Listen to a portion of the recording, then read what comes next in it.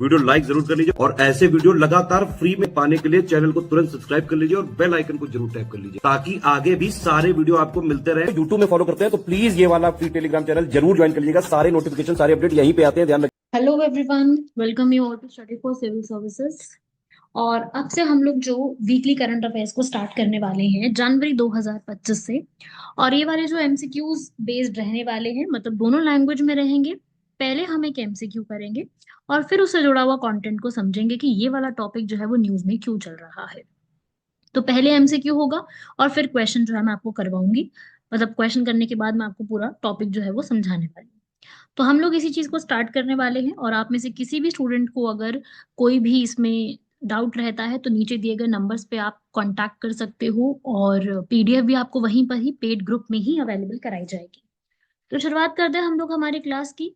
और अगर आप में से किसी भी बच्चे को पेड ग्रुप ज्वाइन करना है, सारी इन्फॉर्मेशन आपके सामने स्क्रीन पर है, आप उससे तहत कभी भी पेड ग्रुप को ज्वाइन कर सकते हो। शुरुआत करते हैं हमारी क्लास की। तो सबसे पहला जो करंट अफेयर है वो है सीडीएस के मामले में। सीडीएस का मतलब क्या होता है? Chief of defence staff. आप जैसे कि सभी लोग जानते हो, chief of defence staff CDS. और इंग्लिश हिंदी दोनों में यही कहते हैं इन्हें। तो हम इसको स्टार्ट करने वाले हैं कि ये सीडीएस और इनका रोल क्या होता है। तो देखिए, ये अभी हमारे देश में बनाए गए हैं ताकि जो हमारी आर्मी है, थल सेना, और हमारी जो नेवी है, जल सेना, और जो एयरफोर्स है, वायुसेना, तीनों के बीच में कोऑर्डिनेशन बनाने के लिए।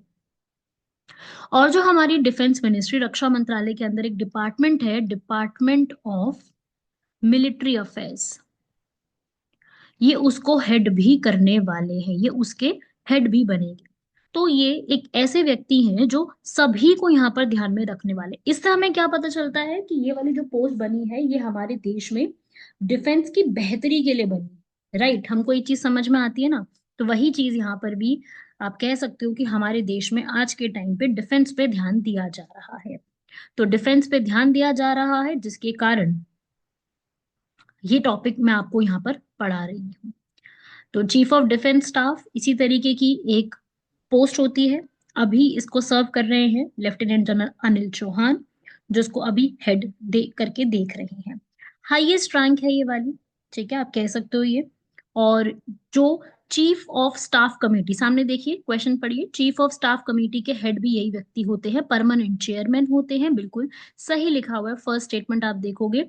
ये एक और हमारी कमेटी होती है डिफेंस एक्विजिशन काउंसिल, ये उसको भी हेड कर रहे होते हैं।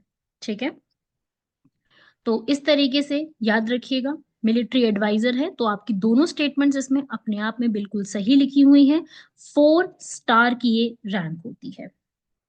और यहाँ पर जो अपॉइंट किए गए हैं अभी तक, 1 जनवरी 2020 को अपॉइंट किए गए थे जनरल बिपिन रावत।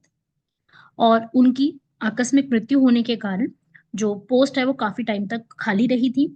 और फिर उसके बाद 2022 में अनिल चौहान, जो लेफ्टिनेंट जनरल अनिल चौहान है, उनको यहाँ पर ये पोजीशन दी गई है।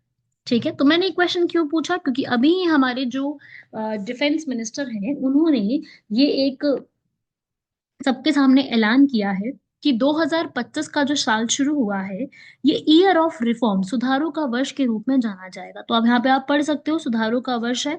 तो उसी से जुड़ा हुआ मैंने एक सवाल पूछा था सीडीएस का, क्योंकि ये भी तो एक तरीके का सुधार ही हुआ ना, चीजों में बेहतरी लाने के लिए। तो एक चीज है, क्योंकि हाईएस्ट रैंकिंग मिलिट्री है, सबके बीच में काम करने के लिए बनाया गया है। तो वही वो भी एक सुधार का एक मानक है। ठीक है, तो ये क्वेश्चन पूछा जाता है वर्तमान में कौन है, क्या इनकी रैंक रहती है, तो याद रखिएगा कौन रहे हैं, क्या इनका काम रहता है। भारत की जो तीनों सशस्त्र सेवाएं हैं, भारतीय सेना, नौसेना, वायुसेना, इनका एक तरीके से इनको समग्र पेशेवर प्रमुख के रूप में जाना जाता है। और ये सैन्य के सारे कामकाज का, सारी चीजों को देखते हैं और स्थायी अध्यक्ष भी रहती हैं। समझ में आया? तो हमारे देश ने बहुत डिफेंस में चीजों को जो है फेस करा है, अगर मैं आजादी की बात करूं, क्योंकि तभी हमें अच्छे तरीके से हम अपने देश में चीजों को बना पाए हैं। तो हमने खूब चैलेंजेस आए थे। जब 1962 का हम पे वॉर हुआ तब भी बहुत प्रॉब्लम देखने को मिली। फिर 1965 का वॉर हुआ, 1971 का हुआ, और फिर कारगिल का।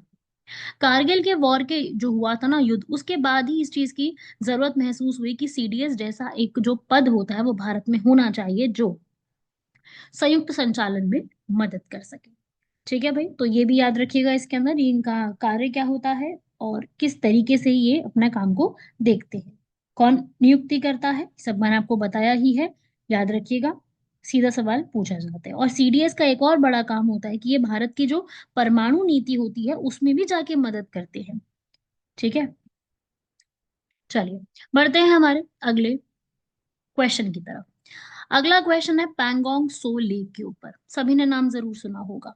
ये वाली एक जो लेक है, ये लेक अपने आप में भी काफी इंपॉर्टेंट है और ये लेक सबने कभी ना कभी जरूर सुनी होगी। तो क्या ये लेक वर्ल्ड की हाईएस्ट सॉल्ट वाटर लेक है, सबसे ऊंची खारे पानी की झील है? पहला स्टेटमेंट तो यही है। ठीक है, दूसरी स्टेटमेंट है यहाँ पर, ये रामसर कन्वेंशन में आती है और इनर लाइन परमिट चाहिए होता है। अगर आपको यहाँ पे घूमने जाना है तो आपको यहाँ पर क्या इनर लाइन परमिट की जरूरत पड़ती है। इनर लाइन परमिट का मतलब होता है कि देखने जाने के लिए आपको उसमें अंदर जाना है तो आपको परमिट की जरूरत पड़ती है। ठीक है, तो ये है। तो पहली स्टेटमेंट बिल्कुल सही लिखी हुई है। पेंगोंग लेक जो है वो करीब करीब 4,350 मीटर की हाइट पर बनी हुई है, इसलिए ये वर्ल्ड की सबसे बड़ी खारे पानी की लेक है। लेकिन जो अगला कह रहा है कि रामसर में जुड़ी हुई है, तो ऐसा नहीं है। रामसर में नहीं जुड़ी हुई है। ये ये मतलब भारत की तरफ से नॉमिनेट हो चुकी है लेकिन अभी तक रामसर साइट के रूप में डिक्लेयर नहीं हुई है। और तीसरा तीसरा ये गलत है। पहले ऐसा हुआ करता था लेकिन अब नहीं है। ठीक है, पहले ऐसा होता था कि अगर इंडियन टूरिस्ट कभी भी जा रहे हैं लद्दाख में, जिसमें नुब्रा वैली आती है, पैंगोंग आता है, आर्यन विलेजेस आते हैं, वहां पे जाना है तो आपको इनर लाइन परमिट की आवश्यकता होती थी, परंतु अब ये आवश्यकता हटा दी गई है, इसलिए इसका आंसर हो जाएगा ए। ठीक है, तो अब मैं टॉपिक आपको क्यों पढ़ा रही हूँ, इसके पीछे का कारण क्या है, तो बिल्कुल मैं आपको बताती हूँ। इसके पीछे का कारण है ये पिक्चर। देखिए, पैंगोंग लेक जो है, पैंगोंग सो लेक, यहाँ पर छत्रपति शिवाजी महाराज जी का स्टैचू जो है वो लगाया गया है। अभी ही इसको पूरा एस्टैब्लिश किया गया, जिसके कारण ये पूरा टॉपिक न्यूज में चल रहा है, इसीलिए मैं आपको ये टॉपिक पढ़ा रही हूँ अभी। ठीक है, आप इस पिक्चर को देख सकते हो। तो इंडियन आर्मी ने पैंगोंग लेक पे बनाया है। पैंगोंग लेक लद्दाख और चाइना के बॉर्डर पे बनी हुई लेक है, जो मैंने आपको बताई थी अभी। ठीक है, और इसका काफी हद तक जो हिस्सा है ना, ये चाइना में पड़ता है। अगर ये पूरा हमारे पास होता ना तो आज ये भारत की सबसे बड़ी झील के रूप में गिनी जाती, लंबी झील। लेकिन वही है ना कि इसका सीओ के में होने के कारण इसका काफी हद तक हिस्सा वहां चला गया है। ठीक है, और ये एक तरीके की कैसी लेक है, यहाँ पे मैं पढ़ा रही हूँ आपको एक चीज नई। एंडोहेरिक लेक, इंग्लिश हिंदी दोनों में यही बोलने वाले हैं। एंडोहेरिक लेक का मतलब होता है ये ना, एक तरीके से एक मतलब ये वो है, लैंड लॉक्ड टाइप है। ठीक है, तो एंडोहेरिक लेक इस प्रकार की लेक को बोला जाता है। तो ये भी एक शब्द है जो पूछा जाता है कि इसका अर्थ क्या होता है। तो ऐसे क्वेश्चन जैसे आ गया एंडोहेरिक लेक क्या होती है, तो याद रखिएगा, ऐसी लेक जो कि ओशन या सी में जाके नहीं मिलती है। ठीक है, हिंदी में अगर समझाऊं मैं, एक तरीके की ऐसी झील जिसका निकास जो होता है वो नदी या समुद्र में नहीं होता है, इनका पानी अपने ही बेसिन में रहता है। ठीक है, इन्हें टर्मिनल झील भी कहते हैं। इन झीलों का पानी जो है वो बाहर निकल नहीं पाता है, इसलिए खनिज इन्हीं में ही जमा हो जाते हैं। इसलिए इसमें जो लवणता होती है, जो खारा पानी, जो सॉल्ट वाटर है, वो ज्यादा होता है। और वाष्पीकरण जब होता है, इवेपोरेशन जब होता है, तो इन झीलों में जो है ना विलय जमा होने लग जाता है। ठीक है, तो एंडोहेरिक, एंडो का मतलब ही अंदर होता है ना, एंडोस्कोपी सुना होगा आपने, मतलब कि जब हमारी बॉडी के इंटरनल ऑर्गन्स को चेक किया जाता है, एंडोस्कोपी। तो एंडो का मतलब ही क्या होता है, अंदर की चीज है, तो उस हिसाब से आंतरिक। ठीक है, तो वहां से ये शब्द आया है, तो वहां पर ये लगाया गया है स्टैचू, जिसके कारण मैं आपको यहाँ पे बता रही हूँ। और ये सर्दियों में बिल्कुल ही जो है एकदम से वो पड़ जाती है, ठंडी एकदम से हो जाती है ये, क्योंकि इतनी ऊंचाई पे जो बनी हुई है। तो शिवाजी महाराज का स्टैचू यहाँ पर लगाया गया। याद रखिएगा, शिवाजी महाराज को भी आप सभी लोग जरूर जानते होंगे, जिनका जन्म शिवनेरी फोर्ट पुणे में हुआ था। और साथ ही साथ इन्होंने बहुत किलों पर जो है अपना राज जमाया है। प्रतापगढ़ की लड़ाई लड़ी है, सूरत लिया था, सबसे बड़ी इनकी बैटल रही है पुरंदर की बैटल, या पुरंदर भी बोलते हैं, जो कि मुगल्स के साथ इन्होंने लड़ी थी। ठीक है, और मुगलों के साथ इन्होंने खूब लड़ाई लड़के जीता है, हासिल किया। औरंगजेब के साथ इनका काफी सारा रहा है इस तरीके का। बाकी जो है इनकी मृत्यु 1680 में हुई थी। बाकी इनका जो पूरा एडमिनिस्ट्रेशन हुआ करता था वो आपने मराठा एम्पायर में जरूर पढ़ा होगा। इनका एडमिनिस्ट्रेशन की सबसे खास बात ये हुआ करती थी कि बिल्कुल ना साउथ वाले स्टाइल में हुआ करता था। पेशवा जो है ना वो इनमें हेड हुआ करते थे, और अलग अलग प्रकार के उन्होंने टैक्सेस लेके रखे थे। और मिलिट्री एडमिनिस्ट्रेशन बहुत बढ़िया हुआ करता था। इनके मिलिट्री एडमिनिस्ट्रेशन को तो सभी हर कोई जानता है। ठीक है भाई, चलिए आगे बढ़ते हैं। हमारा अगला अगला हमारा ये है एक्सरसाइज सूर्य किरण के ऊपर। जैसे कि आप सभी लोग जानते हो, एक एक्सरसाइज हम परफॉर्म करते हैं।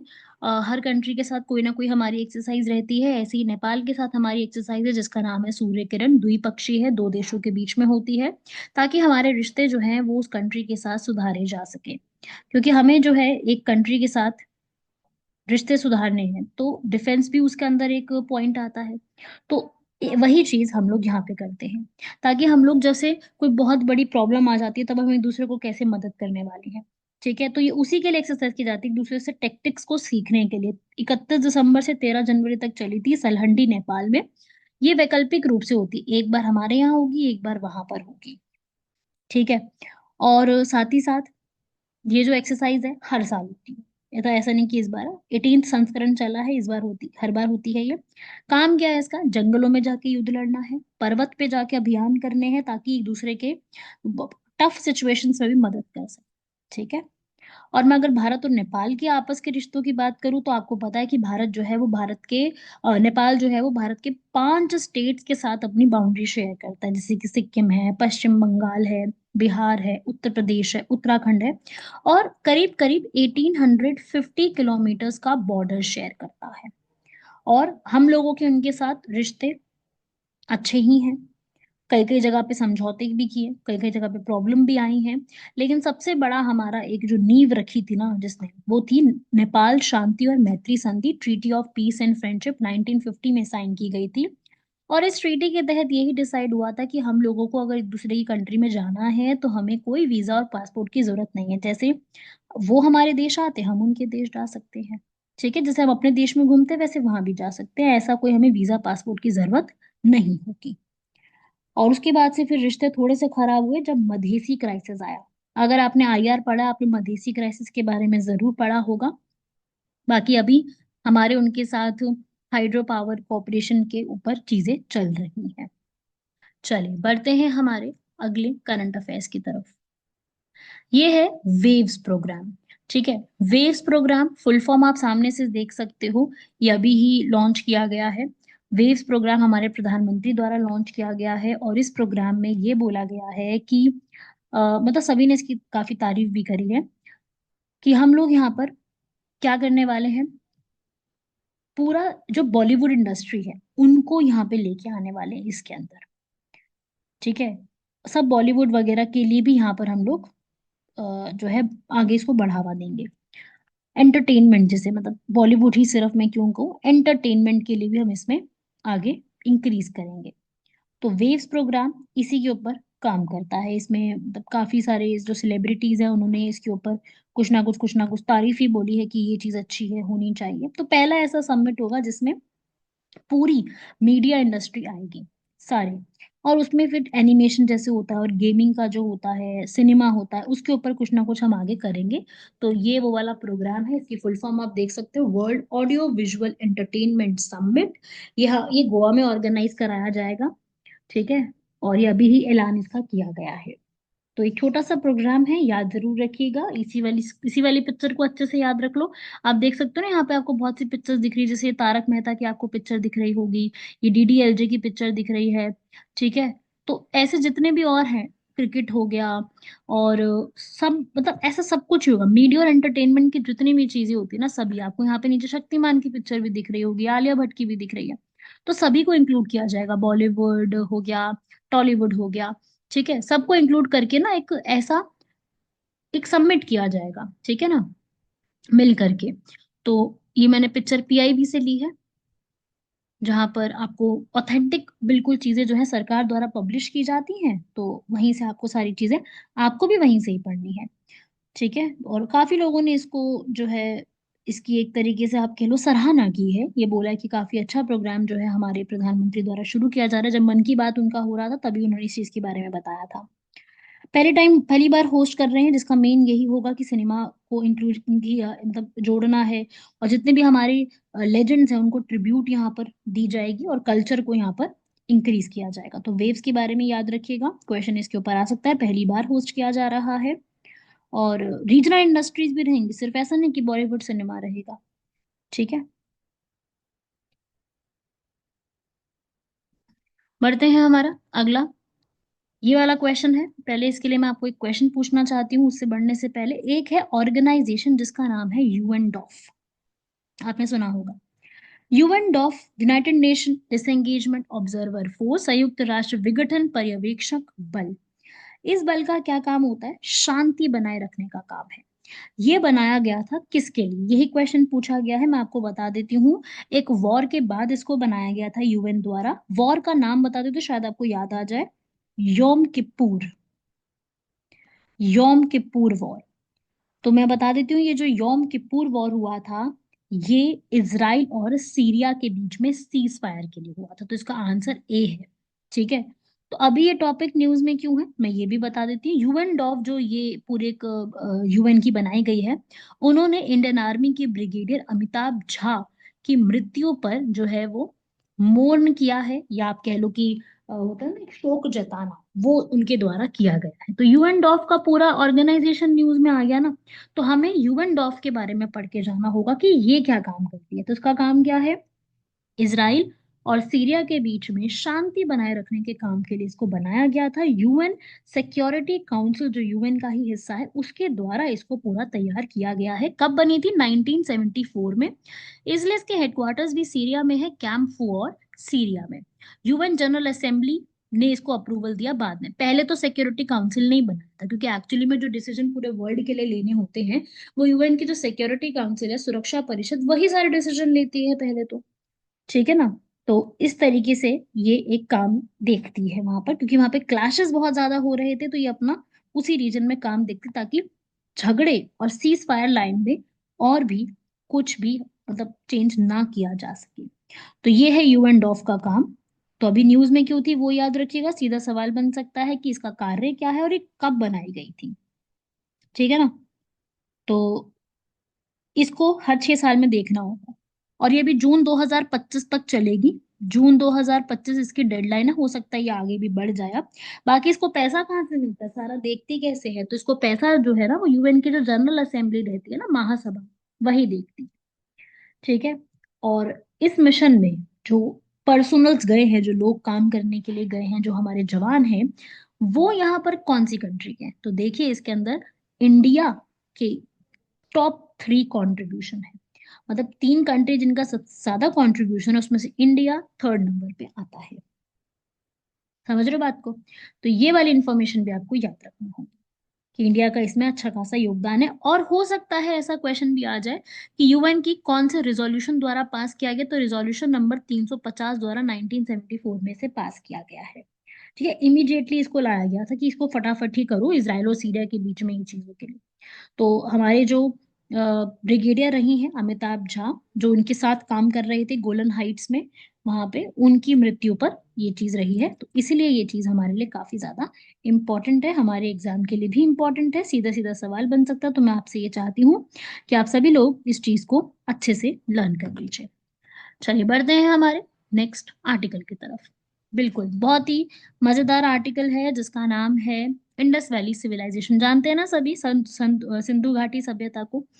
तो सिंधु घाटी सभ्यता ये न्यूज में क्यों है मैं बताऊं। मैं क्वेश्चन कराने से पहले वो आपको इन्फॉर्मेशन देती हूँ, बड़ी इंटरेस्टिंग इन्फॉर्मेशन है कि तमिलनाडु की सरकार ने ये बोला है कि जो भी व्यक्ति उसकी स्क्रिप्ट को जांच पाता है, भाई स्क्रिप्ट की चीजें निकाल पाता है, वो यहाँ पर उसको $1 मिलियन का प्राइज दिया जाएगा। तो ये तो बढ़िया बात होगी ना, बहुत ज्यादा, $1 मिलियन का।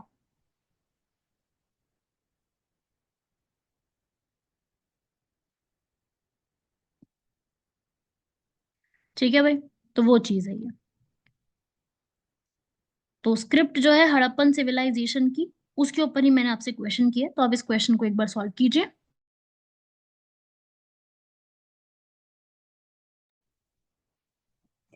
तो उसी के लिए क्वेश्चन आपने पढ़ा है ना। तो इंडस वैली की जो स्क्रिप्ट है, इसको आप अगर देखो तो भाई ये पिक्टोग्राफिक है, मतलब कि चित्रात्मक लिखी गई है, तो बिल्कुल सही बात है। चित्रों में ज्यादा बात की जाती है इसके अंदर, बिल्कुल सही लिखी हुई है ये वाली बात। उसके बाद ये जो मतलब ज्यादातर जो इंडस की स्क्रिप्ट है वो आपको सील की फॉर्म में ज्यादा देखने को मिलेगी। और उस स्क्रिप्ट को हम क्या बोलते हैं, लिख लीजिए अपने नोट्स में, बोस्ट्रोफिडोन। स्क्रिप्ट का नाम है बोस्ट्रोफिडोन, जिसको पढ़ा नहीं जा सका है अभी तक। ठीक है, इसको लिखा कैसे जाता है, पहले इसको लिखा जाता है लेफ्ट, राइट से लेफ्ट, पहले इसको आप लिखते हो राइट से लेफ्ट, फिर आप इसको लिखते हो लेफ्ट से राइट। ठीक है, ऑल्टरनेटिवली ऐसे लिखा जाता है। ठीक है, तो इस तरीके से ये स्क्रिप्ट जो है वो दिखती है कुछ, और अभी तक इसको पढ़ा नहीं जा चुका है। तो थर्ड स्टेटमेंट तो सही लिखी है और फर्स्ट भी सही लिखी हुई है, लेकिन यहाँ मोस्टली लेफ्ट टू राइट जो है वो गलत है। ठीक है, तो 1 एंड 3 हो जाएगा, सी इसका आंसर हो जाएगा। कुछ इस प्रकार की स्क्रिप्ट है, आप देख सकते हो स्क्रिप्ट में पिक्चर्स ही कितने सारे यूज किए गए हैं, तो पिक्चर्स का इस्तेमाल इसमें अच्छा खासा किया जाता है। ठीक है, ये वाली देखो, मैंने और एक पिक्चर लिया, आप इसमें देख सकते हो। तो इंडस वैली सिविलाइजेशन आपने एंशियंट हिस्ट्री में इसको पढ़ा होगा, क्योंकि एंशियंट हिस्ट्री की शुरुआत ही हम इंडस वैली सिविलाइजेशन से करते हैं, वहीं से ये पूरा कॉन्सेप्ट जो है वो शुरू होता है। तो अपने आप में इंडस वैली सिविलाइजेशन काफी इंपॉर्टेंट कॉन्सेप्ट है, और ब्रॉन्ज एज सिविलाइजेशन के नाम से जानी जाती है। और कुछ इसके इंपॉर्टेंट फैक्ट्स मैंने यहाँ पर भी इकट्ठा किए हैं, जो आप यहाँ से भी पढ़ सकते हो। इंडस वैली सिविलाइजेशन कि सबसे पहली साइट को डिस्कवर किया गया था हड़प्पा, इसीलिए इसको कई बार हड़प्पन सिविलाइजेशन भी कह देते हैं, जो कि दयाराम साहनी द्वारा की गई थी 1921 में। लेकिन उससे पहले जो है एक व्यक्ति थे अलेक्जेंडर कनिंघम, उन्होंने भी इसकी शुरुआत करी थी, लेकिन वो जांच नहीं पाए थे पूरी तरह से। फिर एएसआई जो उन्होंने बनाया था, आर्कियोलॉजिकल सर्वे ऑफ इंडिया, पुरातत्व विभाग, उस विभाग ने के जनरल बनते हैं जॉन मार्शल। उन जॉन मार्शल ने दयाराम साहनी को भेजा था, वहां से ये चीज जो है वो निकल के आई थी कि ऐसा भी है। जिसमें मोहनजोदारो आता है, जो कि आर डी बनर्जी ने 1992 में एक्सकवेट करा था। सूत का गेंदोर आता है, चान्होदारो है, कालीबंगा है, लोथल, सूर का तोड़ा, बनावली, धोलावीरा, नाम सुने होंगे आपने। धोलावीरा को तो यूनेस्को की वर्ल्ड हेरिटेज साइट में भी शामिल कर लिया गया है, 40th नंबर की है वो। और साथ ही साथ जो इंडस वैली सिविलाइजेशन के लोग हैं वो ज्वेलरी भी बहुत पहना करते थे।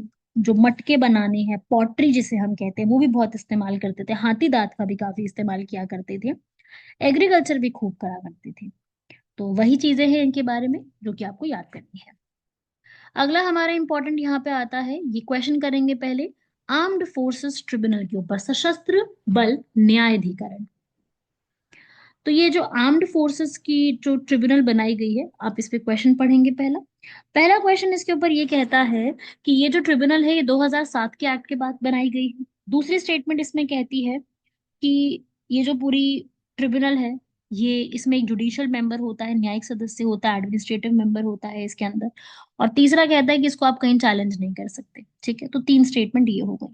तो आप इसमें देखो, पढ़ो इसको, आर्म्ड फोर्सेस ट्रिब्यूनल के बारे में देखो। सबसे पहली स्टेटमेंट 2007 में आई थी, बिल्कुल सही लिखा गया है। ठीक है, 2007 में ही बनाया गया इसको। आई ये 2009 में थी, 2007 के एक्ट में 2009 में आई थी। और इसके हर एक बेंच में जो है वो एक जुडिशियल मेंबर और एडमिनिस्ट्रेटिव मेंबर रहता है। ठीक है, ये भी बात सही लिखी हुई है। इसमें जुडिशियल मेंबर, जो न्यायिक मेंबर होते हैं, वो कौन होते हैं, इसमें होता है हाई कोर्ट के जजेस होते हैं। और वो व्यक्ति जो भी पहले कभी आर्म फोर्सेस में काफी अच्छी रैंक पे, मेजर या जनरल की रैंक पे रह चुके हैं, वो भी यहाँ पे आ सकते हैं। इंग्लिश में प्रोसीडिंग्स होती है सारी, जैसे हाई कोर्ट में होता है सेम ऐसी वहां पे भी होता है। एग्जैक्टली हाई कोर्ट का प्रोसीजर वहां भी फॉलो किया जाता है। ठीक है, और उसके बाद अगर मान लो यहाँ पे जो ये जो जजमेंट इन्होंने दिए, क्या वो आगे चुनौती नहीं दे सकते, गलत लिखा है, सुप्रीम कोर्ट में चुनौती दे सकते हैं, इसलिए इसका आंसर हो जाएगा ओनली 2, क्योंकि 1 एंड 2 स्टेटमेंट तो ठीक है, पर थर्ड स्टेटमेंट यहाँ पे गलत लिखी हुई है। ठीक है, बाकी इसकी मेन जो सीट है वो दिल्ली में है, लेकिन इसके 8 रीजनल क्षेत्रीय बेंच भी बैठते हैं, कहाँ पर, जयपुर में, चंडीगढ़ में, लखनऊ में, गुवाहाटी, कलकत्ता, चेन्नई, कोच्चि और मुंबई। 8 याद कर लीजिएगा, एक और दिल्ली अलग है इसमें। तो अभी मैं ये टॉपिक जो पढ़ा रही हूँ उसके पीछे का न्यूज ही यही है कि हमारी जो सुप्रीम कोर्ट है उसने ये बोला है कि जो एएफटी है ना, ये सशस्त्र बल न्यायाधिकरण है, इनको जम्मू कश्मीर और शिमला वगैरह में भी बनाओ, ताकि बाकी जगह पे जो केसेस है ना वो थोड़े से पेंडिंग बहुत ज्यादा, उनको सही किया जा सके। तो यहाँ पे बोला गया है हिमाचल में मतलब शिमला में, और जम्मू कश्मीर के श्रीनगर में बनाओ। तो ये चीज आपको यहाँ से याद करनी है। आप देख सकते हो इधर 2007 के एक्ट की वजह से आई थी, लेकिन बनी 2009 में थी, टाइम लग गया था बनने में। सारे जो भी आर्मी के, एयरफोर्स के, नेवी के केसेस होते हैं ये ले सकती है, और बाकी इसके केसेस को आगे चैलेंज किया जा सकता है सुप्रीम कोर्ट में। अंग्रेजी भाषा में सारी चीजें रहती है यहाँ पर, जिसमें एक जुडिशियल मेंबर और एक एडमिनिस्ट्रेटिव मेंबर रहते हैं। ठीक है भाई, यहाँ तक क्लियर हुई इंफॉर्मेशन। अगला हमारा क्वेश्चन है जो कि पंचायत से जुड़ा हुआ है। ये मैं क्यों पूछ रही हूँ, क्योंकि इस वजह से अभी हमारा एक इनिशिएटिव आया पंचायत से पार्लियामेंट 2.0, जिसके कारण ये टॉपिक न्यूज में है। तो पहले एक क्वेश्चन करो पंचायत का, फिर मैं स्टेटमेंट पर बताती हूँ। तो जो पंचायत है वो हमारे संविधान में तो लिखी भी नहीं हुई थी पहले, है ना।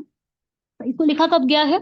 73rd अमेंडमेंट एक्ट 1992 के तहत लिखा गया है ना। 1992 में लिखी गई, और ये इफेक्ट में कब आई, लागू कब होती है? 24 अप्रैल 1973 को। इसीलिए 24 अप्रैल को हम लोग पंचायती दिवस भी मनाते हैं। तो यही पूछ रहा है कि इस एक्ट के तहत क्या क्या आया। इस एक्ट की वजह से हमारी जो पंचायत है उसको संविधान में दर्जा मिल गया, बिल्कुल सही फर्स्ट स्टेटमेंट लिखी है। और इसी एक्ट में रिजर्वेशन जो होती है, मतलब आरक्षण की बात की गई थी, बिल्कुल। SC ST और महिलाओं के आरक्षण की बात की गई थी। महिलाओं के आरक्षण की बात थी यहाँ पर 1/3, और SC ST के आरक्षण की यहाँ पर क्या बात थी, वो थी जनसंख्या के अनुसार। और उसके बाद परमानेंट स्ट्रक्चर मिलता है डिस्ट्रिक्ट प्लानिंग को, ऐसा कुछ नहीं बताया गया था। 1 और 2 इसमें सही लिखा हुआ, ए इसका उत्तर हो जाएगा। तो ये जो पंचायत है ये अभी क्यों न्यूज में चल रहा है, क्योंकि पंचायत में जितनी भी महिलाएं हैं ना उनको भगवान बिरसा मुंडा की बर्थ एनिवर्सरी वाले दिन सभी लोगों को, जो महिलाएं हैं, केवल उन्हीं को, जो महिला सरपंच है वहां पर, उनको पंचायत से मतलब बुला के पार्लियामेंट का भ्रमण कराया गया, टूर कराया गया है, जिसमें 502 से ज्यादा महिलाओं ने जो है वो भागीदारी ली है। तो उसके लिए ये पूरा टॉपिक न्यूज में है, जिसको ऑर्गेनाइज कराने वाली हमारी महिला आयोग थी। और लोकसभा के साथ ट्राइबल अफेयर्स की मिनिस्ट्री के साथ मिल करके इस पूरे इवेंट को अंजाम दिया गया है। तो ये टॉपिक है पूरा जो न्यूज में चल रहा है, जिसके अंदर सारे MPs के साथ मिले थे, एक्सपर्ट से बातें करी थी, प्रधानमंत्री संग्रहालय, राष्ट्रपति भवन, सब पास पास में बना हुआ है दिल्ली में, है ना। ये सारी चीजें आसपास दिल्ली में बनी हुई है, तो ये वहां पे जाके पूरा दौरा करवाया जाता है, ताकि उनको जो किस तरीके से कार्य चलता है वो भी वहां पे सिखाया जा सके। तो 500 से ज्यादा महिलाओं ने इसमें भागीदारी ली थी। सो ये काफी इंपॉर्टेंट रहेगा हमारे लिए, इसको भी आपको याद करना है। तो ये थी हमारी सारी इस महीने के हफ्ते की करंट अफेयर। मैंने एक नया तरीका सा जो है वो शुरू किया है, पहले MCQ करा के फिर आपको कॉन्सेप्ट समझाना। तो आप लोगों को ये वीडियो कैसी लगी है मुझे एक बार जरूर कमेंट सेक्शन में बताइएगा कि आपको ये तरीका अच्छा लगा या नहीं अच्छा लगा, क्योंकि मैंने अगली जो वीडियो आगे आएगी अब आपको इसी पैटर्न पे देखने को मिलेगी कि पहले MCQ रहेंगे, फिर आपको मैं टॉपिक यहाँ पे समझाऊंगी। ठीक है, काफी टाइम बाद वीकली करंट अफेयर को शुरू किया गया है। तो आप लोग जरूर जरूर मुझे कमेंट करके बताइएगा कि इस तरीके से पढ़ना और वीकली करंट अफेयर आपके लिए सामने हर हफ्ते लेके आना क्या आपके लिए बेनिफिशियल है, और आपको इससे क्या जो है मतलब थोड़ा आसानी रहेगी।